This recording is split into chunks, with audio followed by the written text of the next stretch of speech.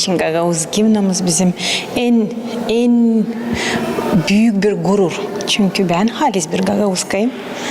Da inanırım herkesi kim bilir o gimni hem lazım bilsin. Bütün yürekten hodulukla çalarım söyler onu. Kutlarım herkesini, her bir yaşayanı bu Gagavuzya'da. Bu güzel bir yurdu, hangisini biz de lazım unudalım ve her yılın bakar ki bir kere getirelim aklımıza hem uşaklarımıza. Ve inanalım hani bu gimnamız bizim en önemli dokumentimiz bence öyle deme uşaklar adını da her bir yaşayan adını da yaşasın bizim Gagavuz dilimiz. Bizim memleketimiz yaşasın Gagavuzlar. Tarafım sen tarafım. Ne güzelsin korafım. Çok cömertsin sen toprağım. Gagavuz yeri bıçağım. İsterim her adama hani her bir Gagavuz duysun kendine. Hani o bir güzel halkın bir payı. Bu en önemli. Korusuna dilini, utanmasına kendi dilinden hem de evde laf etsin Gagavuz dilinde. Tarafım sen tarafım. Ne güzelsin korafım, çok cömertsin sen toprağım, Gagavuz yerim bucağım. Gagavuz dilin gimni, o bizim hudulluğumuz, o bizim historiyamız, bizim tradisiyalarımız, bizim kuvvetimiz. Her bir insan, her bir uşak, hepsimiz biz lazım mutlaka bilelim, çalalım, söyleyelim kendi gimnimizi. Candan söyleyelim onun için ki bu bizim devletimiz.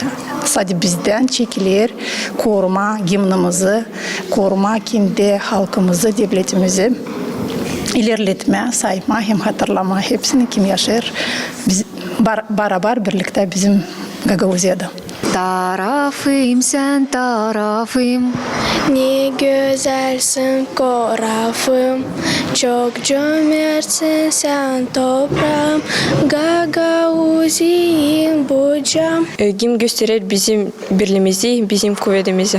O gösterir halkımızın kuvveti.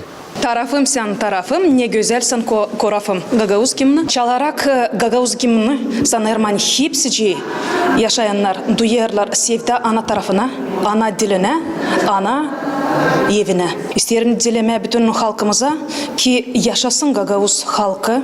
Bizim gimnimiz yötsün.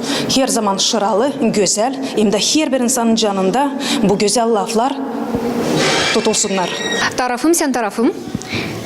Ne güzelsin korafım, çok cömertsin sen toprağım, Gagavuz yerim bucağım. Gagavuz gimni çalarken ben duyarım iyi duyguları, çünkü ben mayılı olurum, hani bilirim Gagavuz dilimi, çünkü o benim ana dilimi.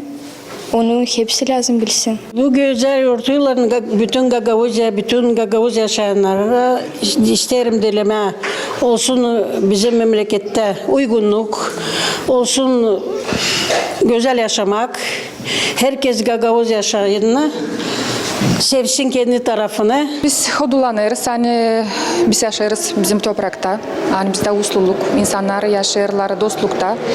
Hem de saygı duyarız o insanlara kim yazdı bu şiirleri, lafları hem de elbette yani bizim gimnimiz yeter. Da yetecek belki daha çok yıllar. Ben isterim dileme bizim halkımıza, Gagavuzlara ki onlar olsunlar birlikte.